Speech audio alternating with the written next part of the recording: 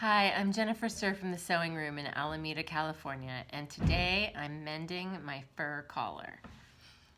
I have threaded up a double-stranded thread and a knot at the end, a needle and thread, and here's my fur collar, and this little piece has ripped.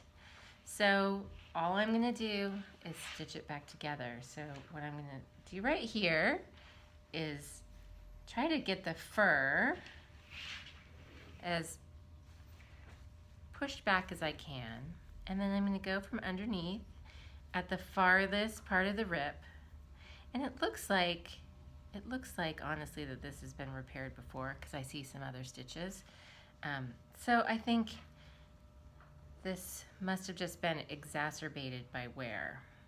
So I've hidden my knot in the back, on the back side, and I'm actually looking for something to grab onto here to do my first stitch, and I have to say it's a little tricky. Let's see, I think I have to move some of this hair away, and as it turns out this rip goes a little further back, so what I'm going to do is I'm going to move further back with my thread, and I'm just going to whip it together one side. Let's see. Okay, so I've got lots of hair here, which I have to say is a little hard to deal with. Okay, so I found two sides that I can stitch together.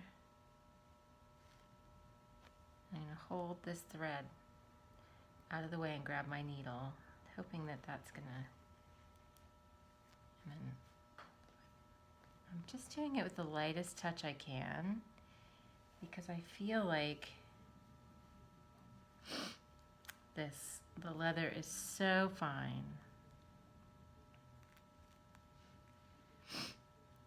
The leather is so absolutely fine that it might just rip if it's pulled too hard. So what I'm doing is I'm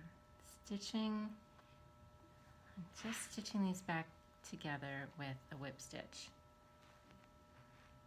It's probably not the most beautiful way to do this. However, I think it's going to be just fine. The fur is long enough that it won't show.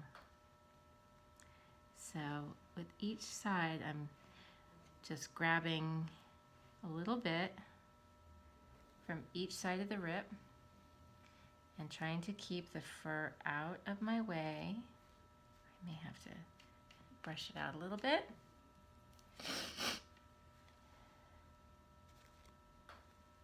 And I'm going to go for another stitch.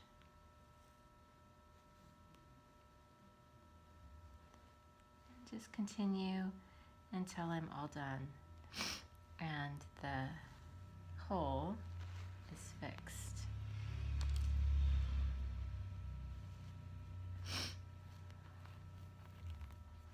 I do have to kind of pick the fur out so it doesn't look like there's a seam in the fur. It's deep enough down there as I spread it apart that I won't be able to see the seam. I am, in this case, I am grabbing a little bit of the batting behind. And I'm just going to continue that way until it's done. I still have quite a bit to do, but you get the idea. It's just whipping the two sides together. A couple more stitches.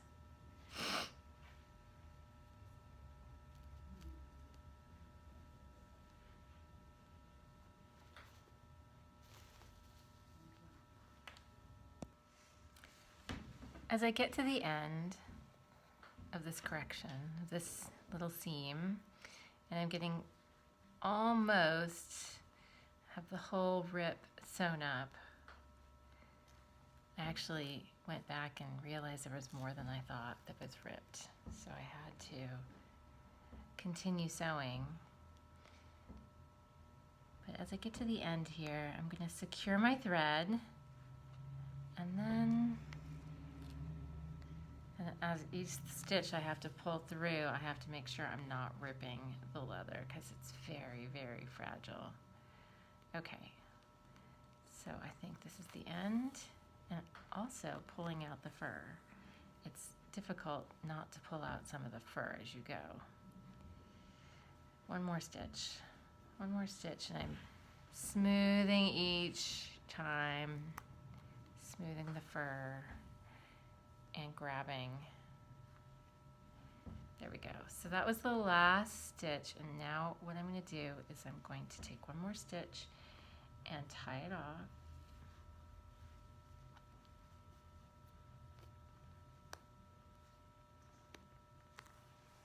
Here we go. And then bury my thread.